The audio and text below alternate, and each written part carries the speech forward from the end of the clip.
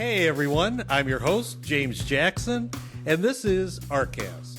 Join me each episode as we shine the spotlight on a category management or shopper insights professional doing compelling work in the trenches. If you're ready, let's dive right in. I'm here today with Audrey Henson, category manager at a popular consumer goods company. And so Audrey, welcome to the show. Hi, James. Thank you for having me. Yeah, I've been trying to get you for a long I time, so know. I know. we finally got you. Yes. So you hopefully you've listened to the show a little bit. As you know, we go through your career, but if you listen recently, I usually ask a little curveball question at the beginning. So are you ready? I think so, hopefully. Okay. So this February, we were down in San Antonio for our annual conference. Okay, yes. And I went to my first rodeo. Oh, yeah, okay. And as I looked at your profile, I see that you volunteer at the Houston, Livestock and Rodeo Show. Yes, I Can used you talk to, a yeah. little bit about that and Sure. what is going on there? Yeah, so San Antonio rodeo is a big deal too, but I live in Houston, so we have a huge rodeo. It's a whole month of March basically, and it culminates in like lots of livestock like events, and then ends in a 1 hour concert like each night for all of those 3 to 4 weeks that it goes on. But what I was involved with is that there's a huge aspect around the wine industry. So Oh, yeah, so I was actually on a wine committee. So there's 5 different wine committees, and when I was a part of that organization, I did wine events. So we do like an auction, and all the money that's fundraised for Houston Rodeo goes back to scholarships for kids to go to college and to support them on that from high school to that journey to college. And so okay. we would hold a huge auction was one of our large events, and then we had this really cool event that we had so many food vendors from the surrounding Houston area would come and do like it was called Roundup and Best Bites. So they would prepare little bites of food, and then we'd pour all the wine that's going to be served during the rodeo. So during the rodeo, there's a huge wine garden. You can go and sit and relax, Wow. have a glass of wine, share a bottle of wine. And the way that those wines get picked is earlier before even like we get started, there's a competition. So there's double blind tastings that's a whole nother committee, that they have wine industry professionals and all of that get involved. And so that then those winners get put onto the menu, and then that's what we pour and auction off. And so it's kind of this like interesting process, but yes, at the end of the day, it's so there's that has nothing to do with livestock or rodeo culture, but Okay. yeah, so it was super fun. I did it for several years. I made some good friends out of it, and I like to drink wine, and we had lots of wine classes to learn about different stuff in the high plains, and so yeah, so it's tied to the rodeo, but in terms of like drinking wine. So Wow. yeah, I did not know. Okay. Glad I yeah. asked. I haven't Cool. actually been to the San Antonio rodeo, but I heard it's pretty good too. So hopefully you had a good time. It was different. Yeah. Like, what is this? So no, it was fun. We had a Good. good time. Yeah. Good. Yeah. All Yeah. right. Well, that just kind of an icebreaker to get us For sure. started. But now we're ready. So Okay. if you're ready, I'm let's ready. get in the trenches. Let's get in the trenches. Can you talk a little bit about your college experience, where you went to school, what you did? Sure.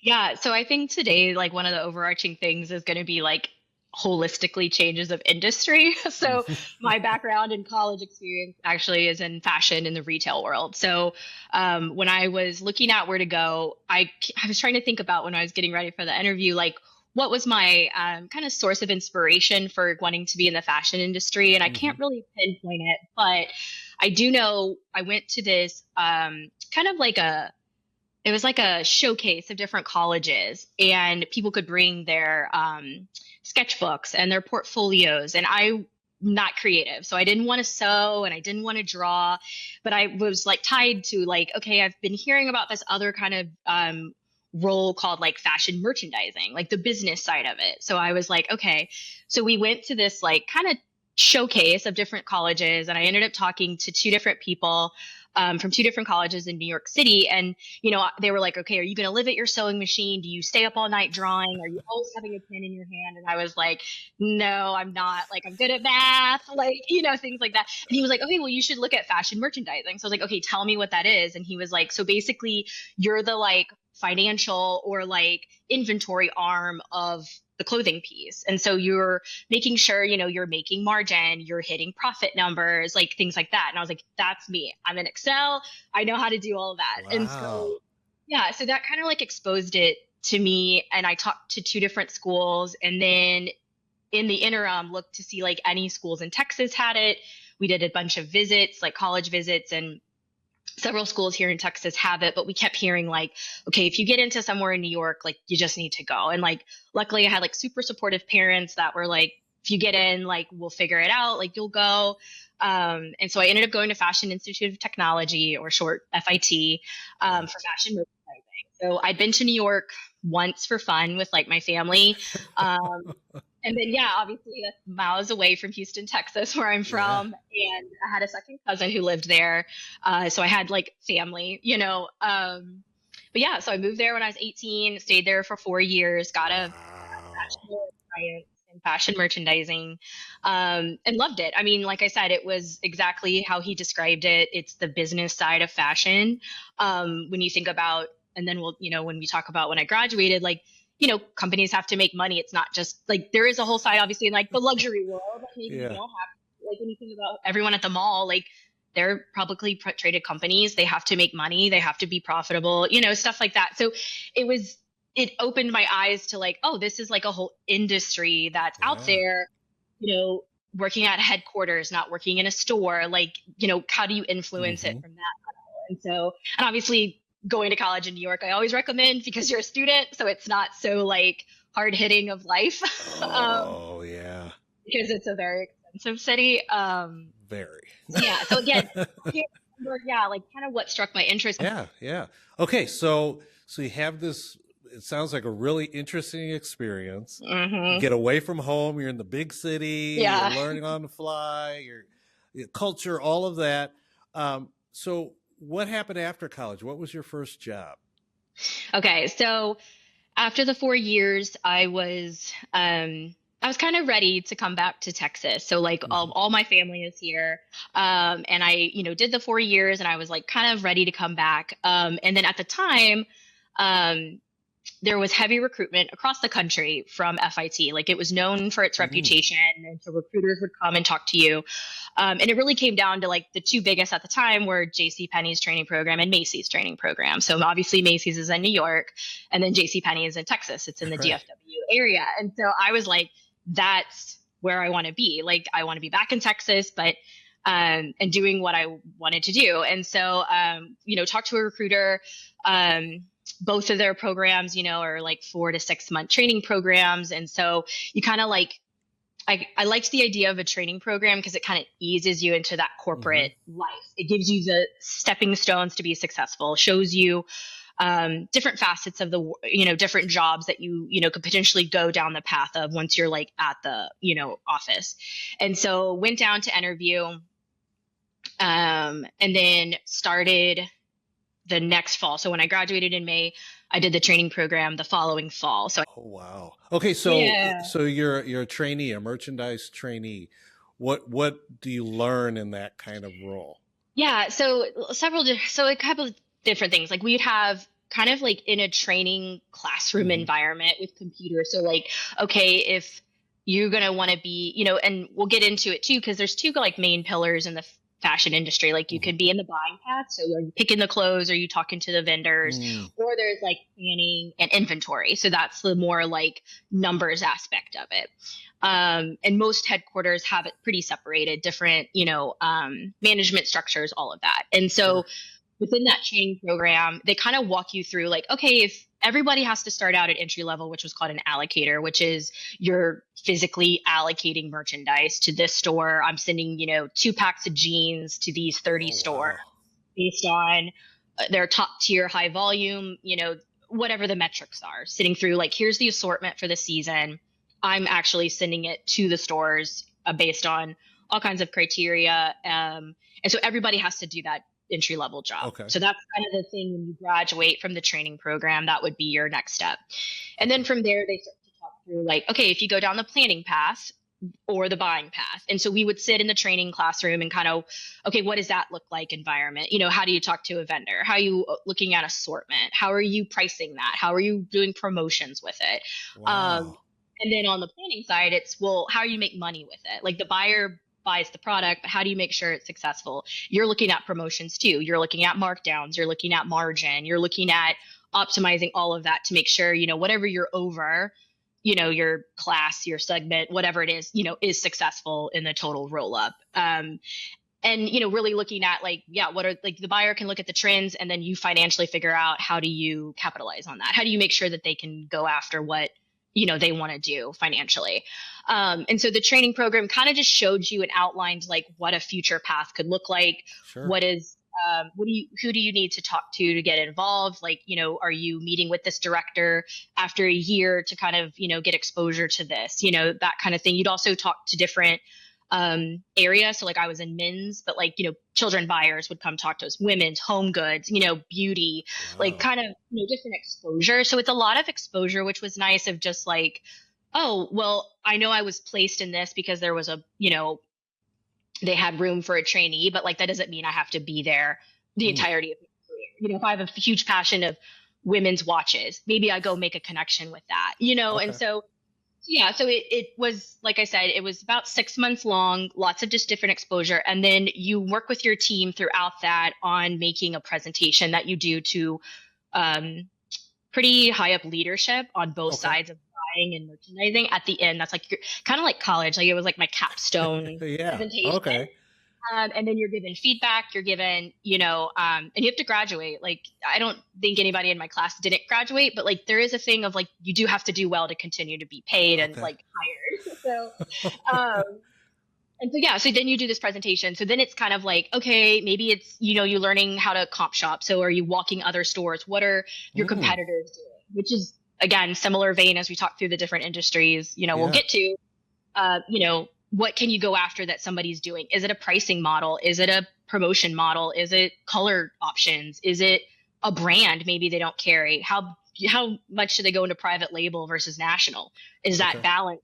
And so, so we did this big presentation at the end to kind of close it out. And then from there, you know, you move into the role. So you'll see, we talked about like, I actually, you know, you were going to be an allocator, but then at the time when I was doing it, there was also a position called direct inventory. I was going to ask about that. Yeah. So what that was, and I was only in it a short time because then they did a bunch of like reorganization and structure changes. That was like the e-com side of it. So then it was, okay, how, not necessarily like looking at inventory, but also like, what does the page look like? How did you shop it? Wow. What is competition doing? Do they call out, you know, color first or sizing? How do we manage if I'm sold out of something? How does it get grayed out? Is it that it's available or is it gone completely so the consumer doesn't see it? It's like kind of combing through, like, and e-com now is so much more moved faster, you know, has such a different aspect, like when I was doing it, because like, you know, search engine, you know, SEO was not part of the world. You know, it's very much like, okay, we've sent 100 units of sweaters. Okay, what did that do in 6 months? Is that successful? Should we be doing less sweaters? Should we be doing more wovens? Like, these companies have huge financial goals to hit, have to answer to Wall Street, like all the things. And so it was like this full circle moment once I had graduated of like, oh, this is how it kind of all comes together, you know? So, yeah. Wow. Oh God, I have a couple of questions. So, and that's amazing to think about it. Like you said, let's talk about e-commerce for a minute. I just want to get your perspective because, you know, you're talking e-commerce back 10 years ago, right? Right. Longer. Yeah. What do you think about like, as you get into like grocery retail and you know, at Penny's, you've got e-commerce trying to harmonize with the brick and mortar store.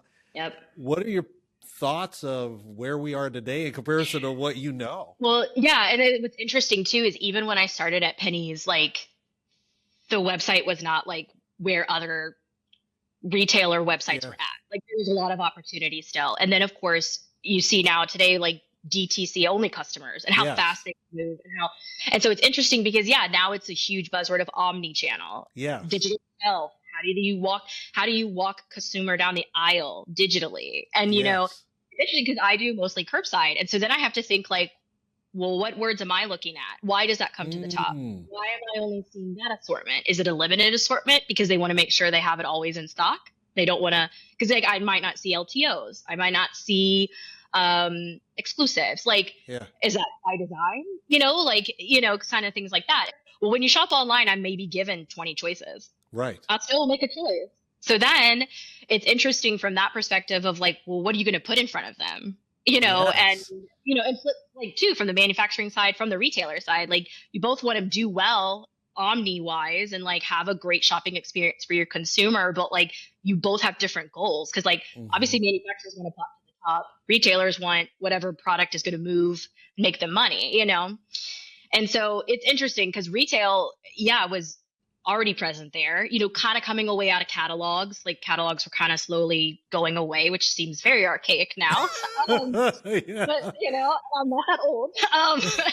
So, but yeah, so it's interesting to see that come to grocery because I sit in meetings and it's like, yeah, let's talk about the digital shelf, and I'm like, what are they talking about? And then I think about it, I'm like, oh, you're talking about the online piece. Like, okay, like, oh, we're talking about and You had quite a baptism, I guess we would say, early on in your career at yeah. Penny's. Hmm. Talk about Francesca's. Yeah. So, for the people in the probably that don't know much about retail, like I was there at a pretty tumultuous time. Like when I interviewed, it was like, oh, we're over 100 years old. We always hire from within. People have been here for 30, 40 years. And then we had some managerial change. You can Google it if you want to. And things really changed. And it was a completely different environment. Hmm. And it looks just kind of like, okay, well, I don't know the longevity of this anymore. And like, maybe I should explore Hmm. my options. And that's kind of what drove me to start looking at um, different options, and I knew I wanted Hmm. to stay in Texas. And then, at the time, Francesca was like, and it still is, I'm not too into the retail world anymore, but at the time it was like the place to shop. Everybody Yeah. talked about it. Cute, fun, girly, just like they were exploding in terms of store openings. And I was just like, that is so different, than a Hmm. 100-year-old department store. So like, let me go see what they're doing. And so I interviewed with them and I did allocation. So I took a lateral move just because I was like, it's a different opportunity, different Hmm. kind of now like channel, like obviously not a department store, specialty retailer. And then two, they were like expanding. And so then it was like, well, how do you scale growth? I wasn't thinking this at, 25 years old, but like, how does a company scale growth? Because they were opening brick and mortar, their online business was up and running and moving fast, and they were going into the outlet business. And so those are completely three different channels. Wow. And so I was like, well, this will help my career in terms of exposure. Yeah. Um, because the buyers at the time and the retail and the allocators and the planners, we did all three. So they didn't have Mm. separate teams. It was a small but mighty merchant team. And so I was like, well, this is a good opportunity to just like try something different. And also, too, like I said, the clothes were fun. The consumer was fun. Like, Hmm. what did she want? Where is she going to go out with in college? Who's she going to go to the dance with? Like, it's just like fun to think about the Yeah. consumer. Um, and so that kind of what drove me to move to them. And so it was Sure. um, a lot of change. They could move very fast, which Okay.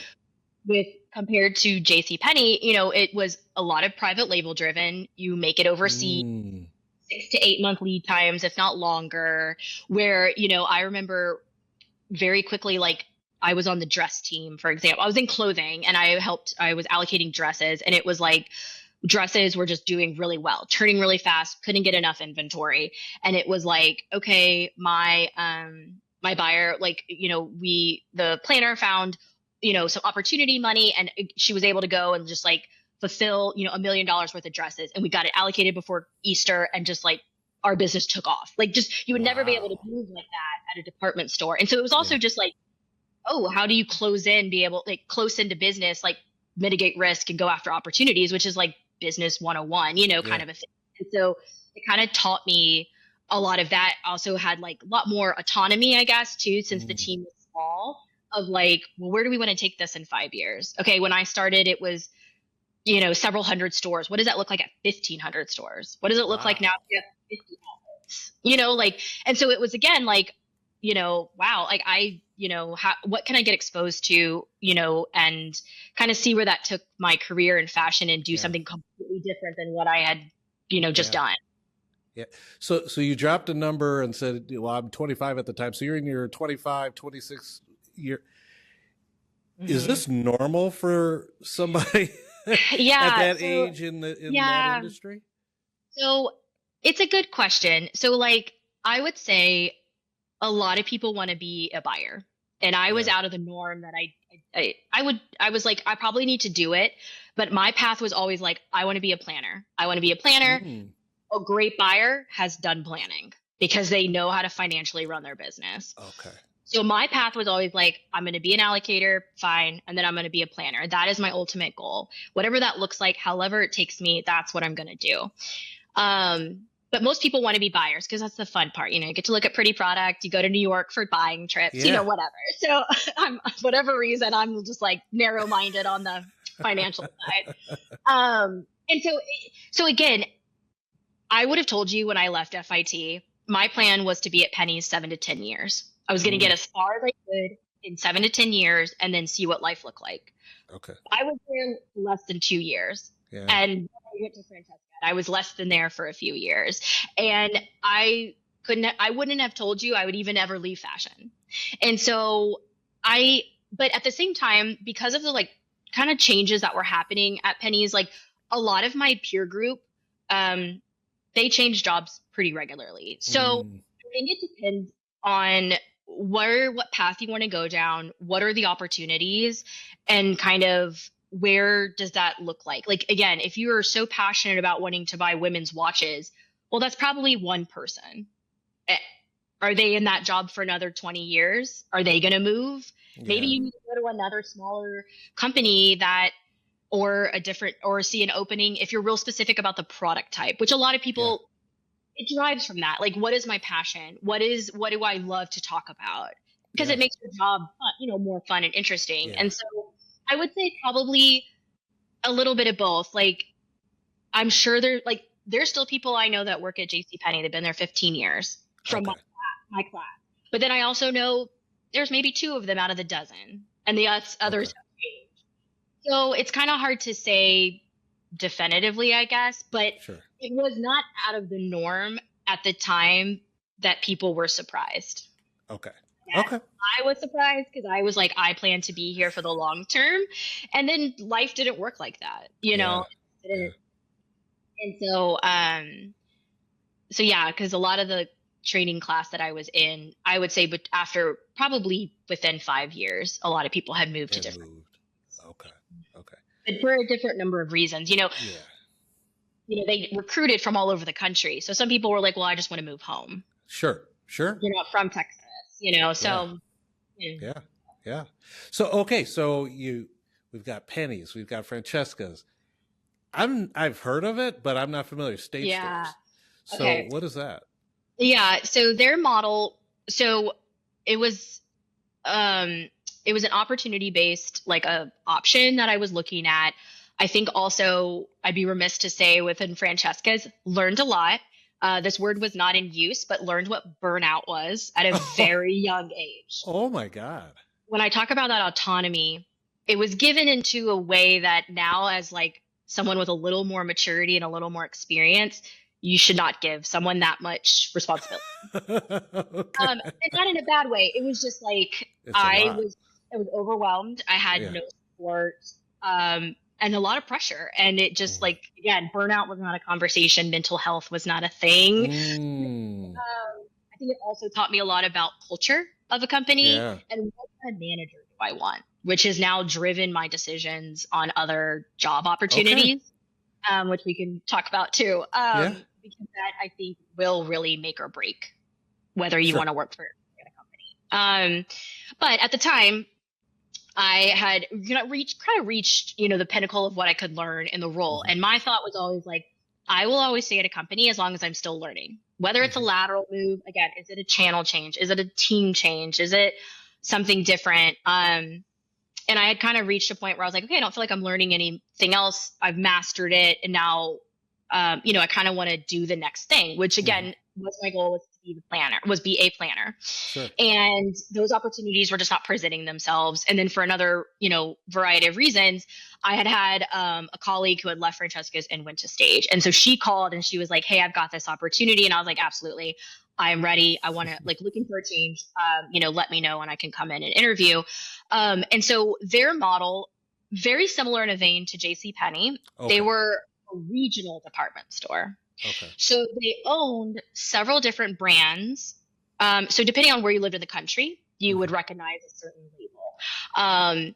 So much more in the vein. And at that point, since I had been going through this burnout, I was like, I'm ready for a slower pace. Okay. I miss the department store style model, like and also too, just like lifestyle, like they pay better, and yeah, I mean, like, and so it's Yeah. kind of like, and I have better work-life balance because I finally thought about what that means and what that Right. is. And so yeah, so an opportunity came up, worked for them. So again, it was more in the department store model, Mhm.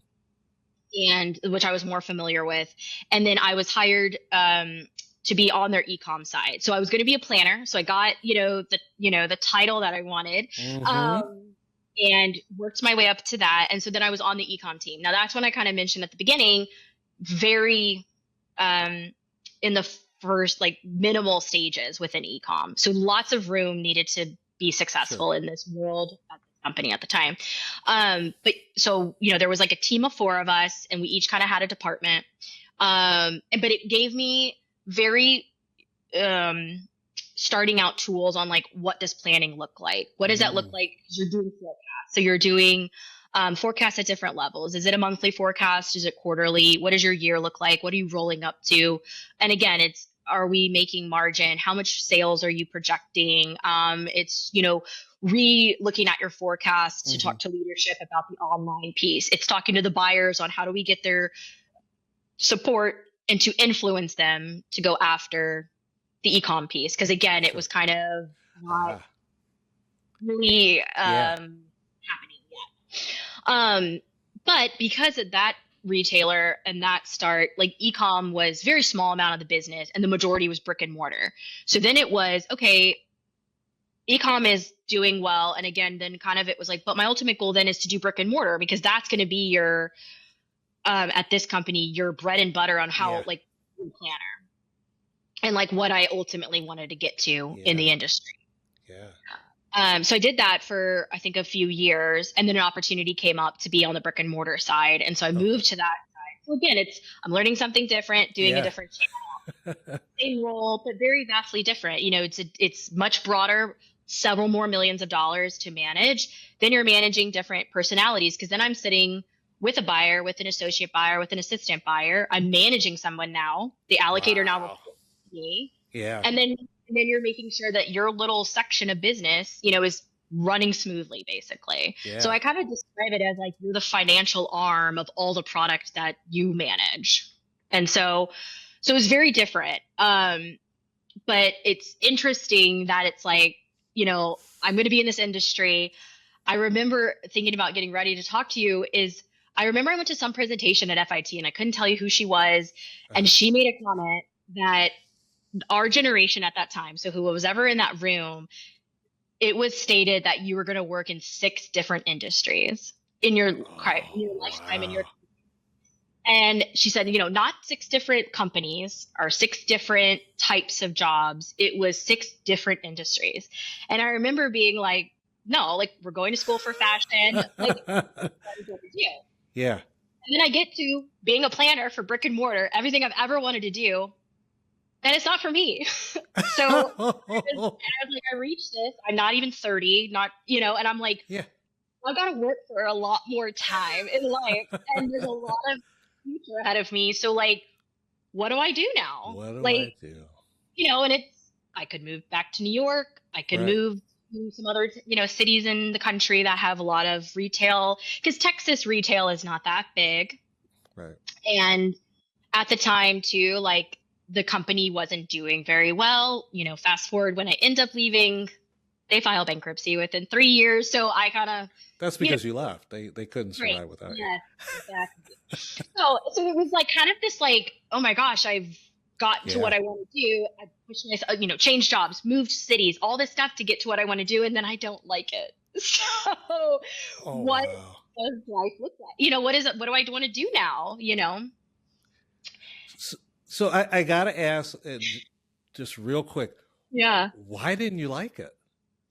So I think it was a lot of, and I go back to like that training program, like, I just went in feet first with this position, and I think that was in over my head, and I didn't have resources to help me. Oh, okay. Did I know how to ask for them? Again, I'm mid-20s. You're young, yeah. Yeah, and it's like I've got, certain personalities coming in harder than I knew how to stand up for myself, or I didn't know how to financially go make and we'll get to that with CPG. Like I didn't have a story. I didn't know, I knew business was tough, but how do I fix it?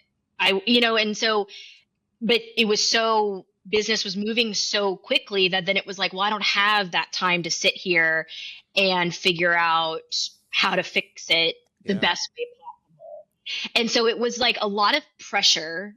And then I was a manager, and that was new.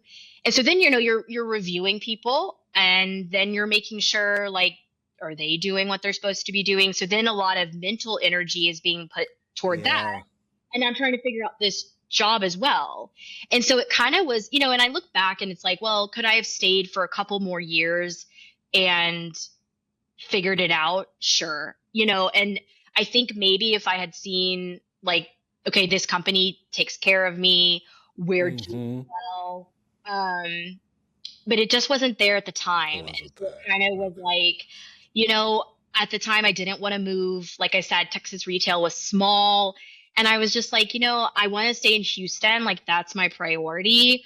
So then maybe it's time I need to leave the industry, which I had a lot of like feelings and emotions about that, because it was like, I went to like a very specific school for this. Like, what? I mean, it wasn't just like, oh, it's a generic business degree. It was like, oh my gosh, how am I going to go sell myself?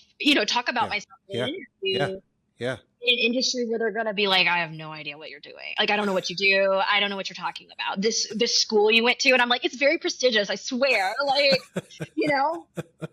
And so, so I think there's like a lot of factors. There was like personal factors, the particular company I was at, the team I was on. I look back and I'm like, should I have asked to be on a different team? Maybe that could have changed if I had a different set of personalities around me. Maybe it could have been a little more supportive, and I think too, like, the more that I've, gotten into different industries is like really asking for help. Like I think when I was younger, it was like, well, I can't ask for help because that's going to show weakness, and they hired me and I've got to be successful. And now it's like, what do you have to lose? If you're unsuccessful, well, it's like, well, if I've asked for help and let you know I don't know what I'm doing, they can't fault you. They can't fault you for that. Like, and if I get let go and I've tried my hardest and asked, like, that's what are you going to do? Yeah. So I think there was some immaturity along the factor too, that just kind of, just kind of a little too much all at once, but not knowing kind of how to figure it out. Sure. Yeah. Okay. So you had this presentation. They tell you 6 industries. You've got 1 down and 5 to go, right? Right. Yeah. So 1 down, you go to your second industry, and you go from apparel and fashion to food service. Right. Yeah. Cisco in Houston. So talk about it. Yeah. So, okay. So, and this is kind of a similar vein of what we did at Cisco to get me to where I am today. But when I was looking and like leaving apparel, I think overarching, I was like, okay, what am I good at? What skills do I have that are generic, that I could talk to any industry, So it was like, okay, well, I know how to review a lot of data. I pull my own sales, I pull my own data. I've done forecasting down to the week level, to the SKU level. Okay, that's a lot of data. I hear, in like just kind of generically on LinkedIn, big data. What does that mean? I thought about, do I need to go back to school and get into computer science, and realize I don't really want to write code. I don't want to do that. But like, I can manage large amounts of data. I can make insights around it. I can analyze it together. Like, again, I will go back to, I think no matter what, it's looking at what are my opportunities and how do I go after them and how do you mitigate risk? And I could do that from the apparel lens. And I was like, other businesses have to think about business like this too, And so, scored the internet forever on LinkedIn on jobs. I mean, I don't know how many jobs I applied for. Other people were, starting to leave. Like, where were they going, and what did that look like? And I never thought about that particular type of product. I even looked at maybe some manufacturing side. So we have some, the retailers here in Houston. So maybe you were a sales manager and you manage that account. Okay, well, that's the manufacturing side of retail, not the, the retailer perspective. And so I looked at that. So I remember when I interviewed for that position, I remember I was like, this conversation is going great. Like, I know Excel, I know how to do things. I can talk about this all day long. And I remember at the end of it, they were like, okay, like, that's great, but like, you're going to have to show us.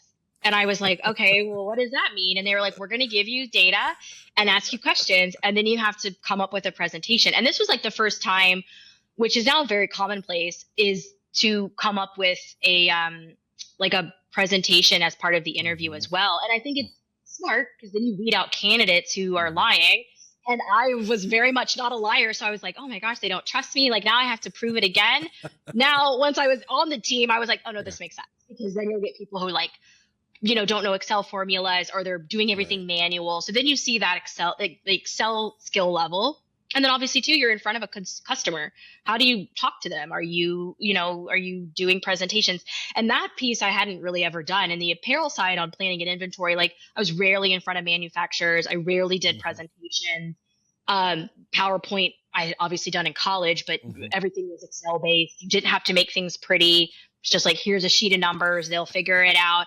Right. And so it kind of really was like a fun challenge almost of like, well, I want to prove myself that I know how to do this, because I do. And then of course it was like, well, I hope these are the right answers. And so in that second round, it was like, okay, well, here's my presentation, here's my findings. They reviewed the Excel file, and then I got hired. And so then I was like, okay, I know nothing about food service. Can you explain that to me? Cisco's obviously here in Houston, huge distributor. Obviously I'd seen their trucks, didn't know what that meant. Didn't know what that industry was, what it entailed. And so then it was, I kind of, again, went in kind of not blind, but like, I know I can do these skills you're asking me to do, but like, can you teach me about this industry? And then it was, it very similar, then it's kind of thinking through like, I think the difficulty of food service is of a lot of ambiguity, not a lot of data sources.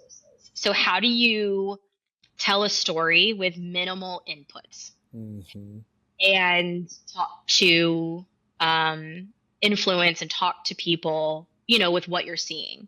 I think I also learned in that job, everybody in the retail world was pretty Excel savvy, knew how to read data. And I learned in that role, there's tons of people out there that do not know how to look at data.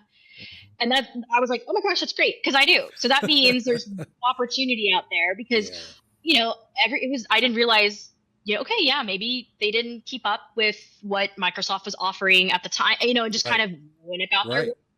And, I think it's also made me learn and think about, even like in today's world, like, never stop learning, because I've watched so many people get to points where it's like, well, I've been at this company for 40 years, and then something happens, and then they're out for a job, and you never picked up Excel. You don't know how to do that. You're looking for a job.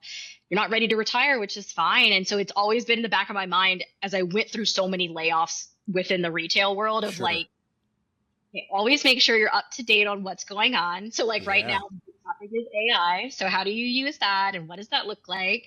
But yeah, so in that role, it was like, oh my gosh, there's a whole slew of people that don't know how to look at data, don't know how to interpret it, make it digestible, make Mm-hmm. it a presentation that you can, if I'm not in the room, can you understand what I'm trying to convey? So I think that's where that lens came from, the category management piece of what is a story? How do you Right. tell it? How do you start influencing people in person, through email, through graphs? Right.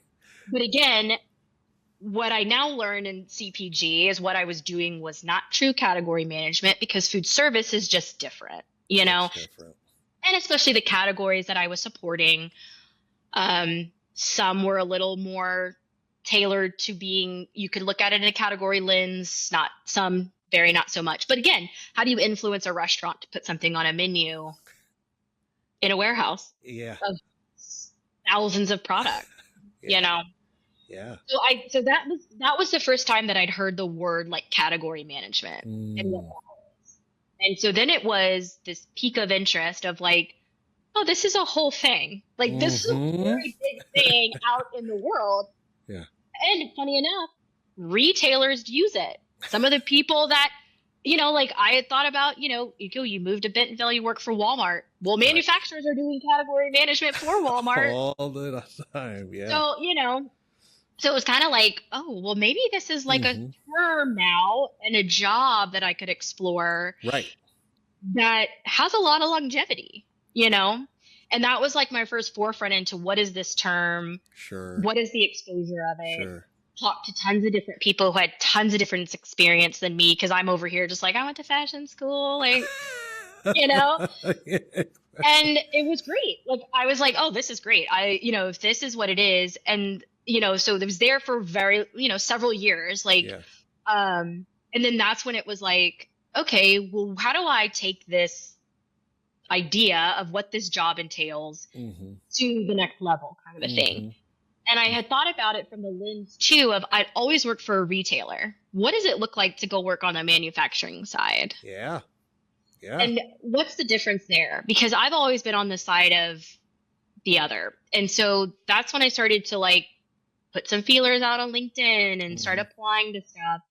And so I ended up where I am today, which is a major CPG company. And I got to the role and I was like, oh, this is what category management is. True so like category management. Yeah.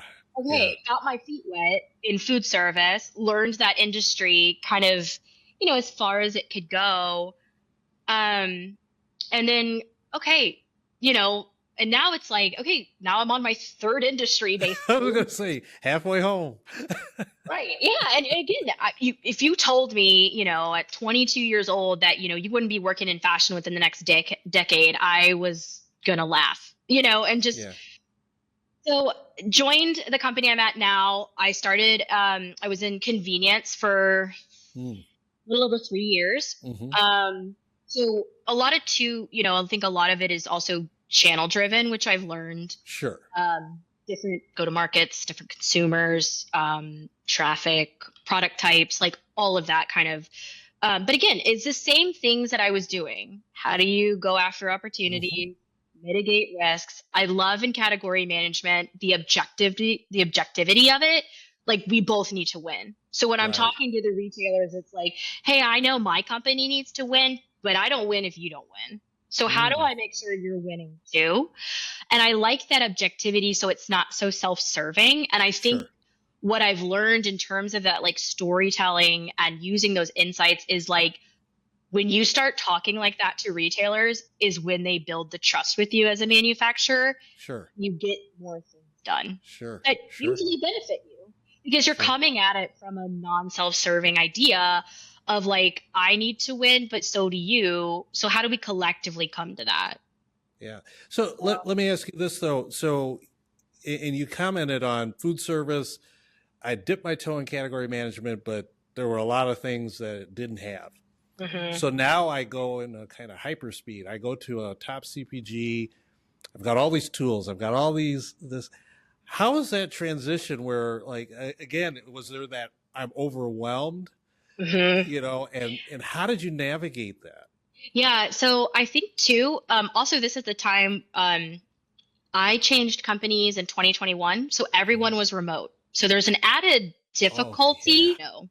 So like I got kind of overwhelmed within like the first year, Hmm. kind of and different reasons. And again, going back to like asking for help, it was, Yeah. oh, I need to set up a one-on-one because is everybody feeling like this? And this is just the job. If it is great, but I'm down here in Texas, like we haven't gotten together, I haven't met them in person. And just like, is everybody just like kind of overwhelmed? Is it a seasonal thing? Maybe we do Yeah. line reviews all in the first 6 months and that's just the job. I don't know. What is a planogram? What is JDA? How do I get back to that? Loved Right. it. Very data visualization. And then it was back to, oh, these are Excel driven graphs, PowerPoint. Um, so kind of getting back into things, that I just hadn't used as much. Sure. So yes, a little overwhelming, but again, I just kind of was like excited by it and just kind of was naive to just continue with it and then Yeah. start asking questions.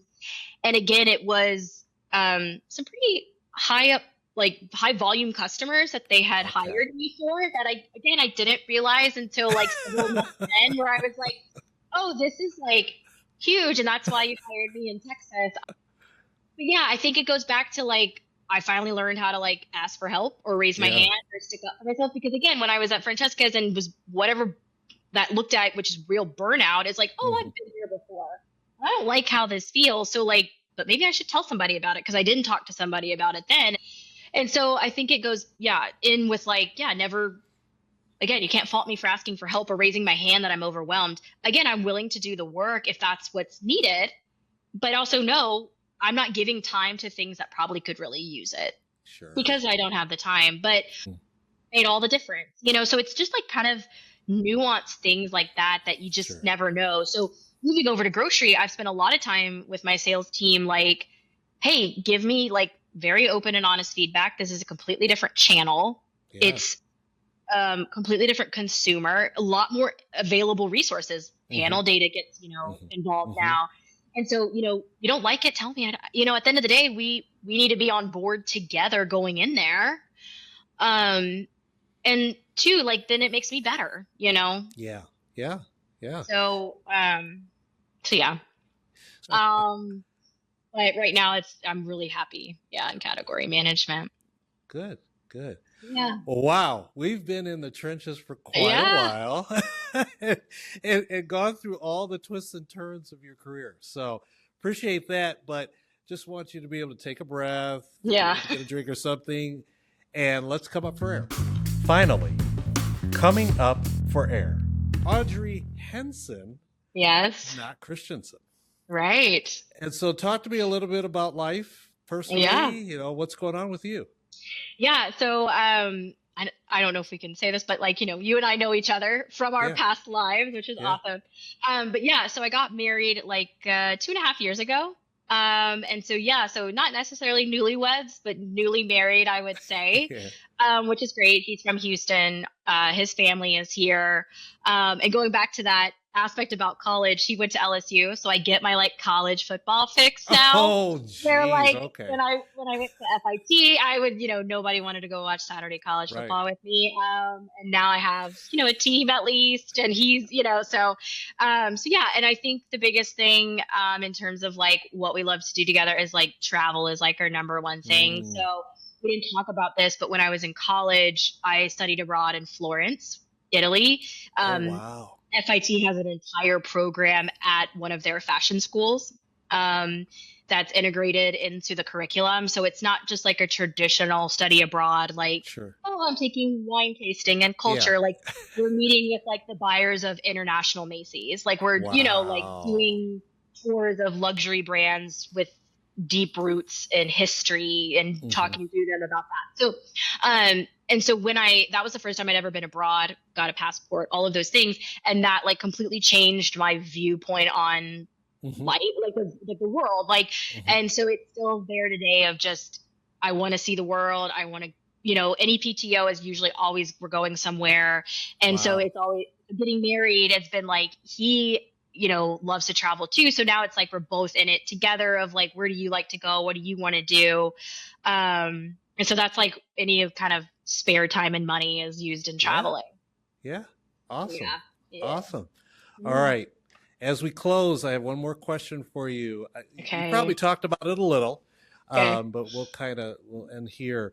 If you're talking to someone and they're like, Audrey, help me understand how to navigate my career and make choices.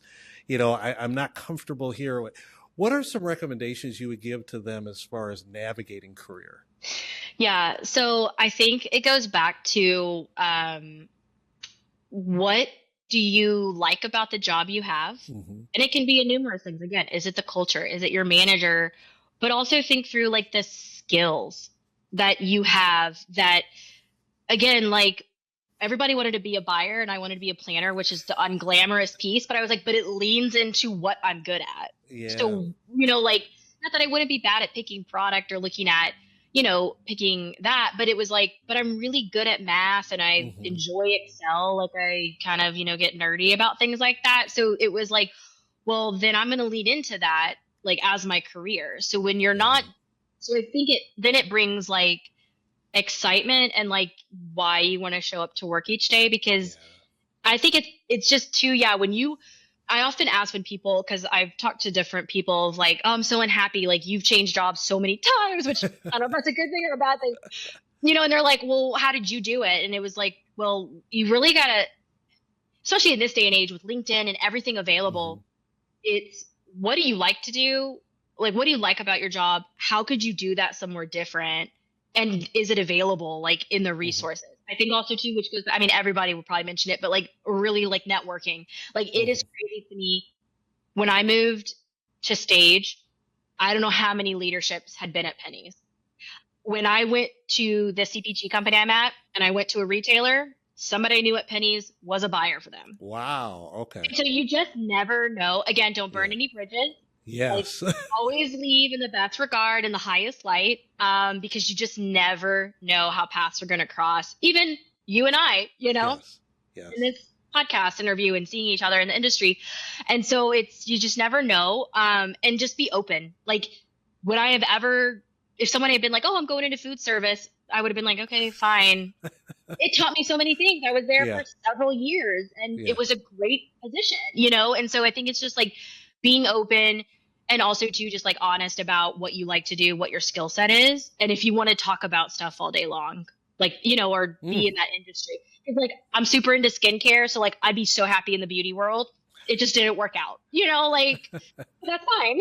So which again could Yeah. go into category management and retail piece. But Exactly. yeah, I think it's just being open, really looking at what you're good at and selling yourself on those things in an interview because if you can and it's harder in this day and age with the digital piece of like but once you get that interview, I knew if I could get in front of somebody, I could talk about my experience and be like, Mm. I could do this job for these reasons. Always have Okay. examples ready. And just really, I mean, practice to like look up the question, like not Hmm. the exact question, but like if it's scenario based, Google what that means. Look up, have some idea so you're not caught Yeah. off guard. And Yeah. again, it goes back, even in current role, like with mid-year reviews or year-end reviews, always keep a list of your wins. You never know. Did I ever know when I was interviewing for CPG, I'd have to harken back to men's underwear and the seasonal plan I made for that? No, but I brought it up Wow. because it was a big change of how Yeah. we were going to eliminate a brand and be more successful and make unit turns faster. And that's It like it. worked. Yeah. So you just Yeah. never know. Yeah. Keep those examples and really utilize that. Awesome. Awesome. Well, Yeah. Audrey, this has been fantastic. Thank Yeah. you for joining me and us Yeah. and sharing your career. Yeah. No, this has been great. Thank you. Yeah. All right. Well, you've just listened to another amazing episode of ARCast. Please look forward to more interesting guests in the weeks to come. And please also don't forget to share ARCast with your colleagues. For feedback, topic suggestions, or if you want to be like Audrey and appear on the show, please go to www.catman.global/ARCast. I just need for you to scroll down to the bottom of the screen. There's a submission form right there. Just need to fill it out. It comes to me directly, and I'll get back to you as soon as I can. And recorded at Studio Xerxes in Minnesota. Our theme music was brought to you by Bryant Lowry. And also a special thanks to my friends at the Association of Retail and Consumer Professionals for their promotion and management. So that's it for today. Another episode down, and we'll be back another week, another guest. Signing off, this is James. Bye.